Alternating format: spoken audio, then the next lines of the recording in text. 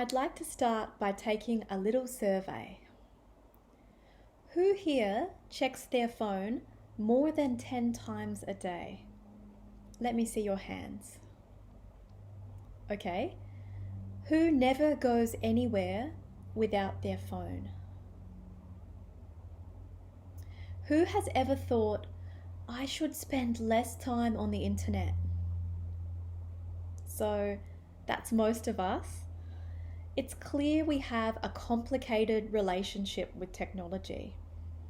It might be a good idea to rethink it. In today's presentation, I'm going to argue why more people should become digital minimalists. To start with, what is a digital minimalist? Digital minimalism is about cutting our use of technology and using it more thoughtfully.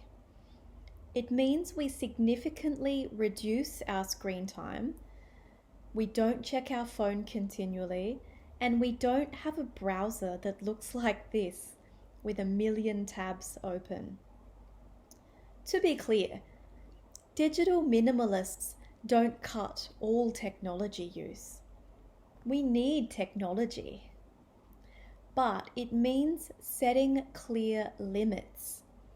They decide which features of technology are most important for them, which ones truly add value and meaning to their lives, and limit their use to those things. They also limit when and how they use the technology. In other words, digital minimalists don't just mindlessly go onto the internet, scrolling through web feeds. They only go on deliberately and for a purpose. I'll give 2 examples. You may believe Facebook is really important for helping you to connect to friends. So, you use Facebook, but you limit your Facebook friends list to just those people who are really important to you. And you only check Facebook once or twice a week. Another example, if you're getting emails all through the workday and it's distracting you, you might decide to only open your email at 3 p.m. each day after you've finished most of your work. So those are 2 examples of decisions that digital minimalists might make. Okay, so why should we become digital minimalists? I'm going to discuss 4 main reasons.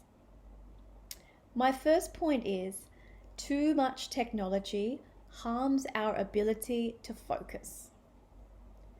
Our phone use is a continual distraction. Recent evidence suggests people check their phones on average 58 times a day.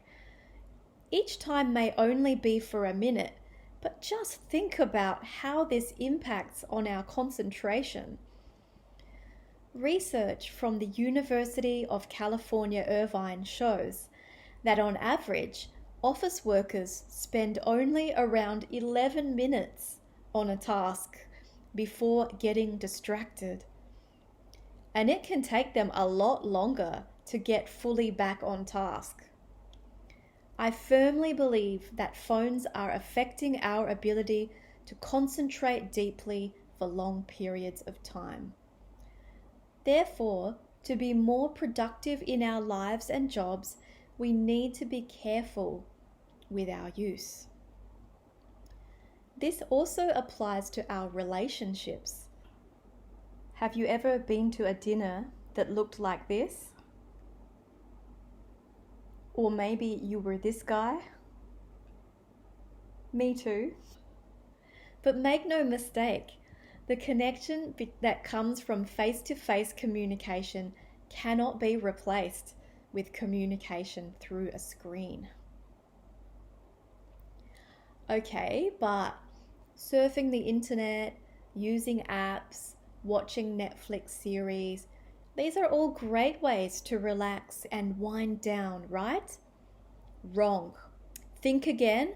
Technology makes us anxious. Our lives are cluttered up with so much digital input. We're always reading, looking, watching screens. We're always picking up the phone, checking a message, looking at a notification. In every moment of downtime, even just when we're waiting for the bus, our phone is in our hand. When are we alone with our own thoughts? So my second argument for digital minimalism is this. We need a break from input. We're constantly connected, and it's clearly not natural. Our brains need the opportunity to recharge. We've got to learn it's okay to be bored. It's okay to leave the phone behind. It's okay to give ourselves some mental breathing space. There is no doubt that this will help us to relax, reconnect, and be refreshed. The third reason for digital minimalism is it takes us away from negative online influences. For example, if you're addicted to checking news feeds, what is the result? You're getting a daily diet of negativity. You start to feel that everything in the world is getting worse and worse, but it's just not true. Another example is social media. As we know, it can have a negative effect on self-esteem. We see other people's successes, holidays, best photos, which are totally natural and not fake at all, and they make us feel bad. A lot of these sites and apps are designed to be as addictive as possible, and it's hard to cut back on their use. But if you don't, you risk harming your own mental health. A study from the University of Pennsylvania showed that reducing social media use caused significant decreases in anxiety, depression, loneliness, and sleep problems. What if we learn from this and stop using social media altogether? It could make our lives a lot better. My final reason is that digital minimalism frees up a lot more time in people's lives. Data from 2019 found that in most age groups, Australians spend an average of 3 hours a day on their smartphones. We all complain about being too busy, but somehow we find time to check our phones again and again. If we could take back this time, imagine what we could do with it. Imagine a life where you could spend more time with your family and learn new things and exercise more, get outside more, do more. It might require a little more imagination, but doesn't it sound great? Finally, I want to explain why I think digital minimalism is the answer. Why should we make strict decisions about what we can and can't do on the internet?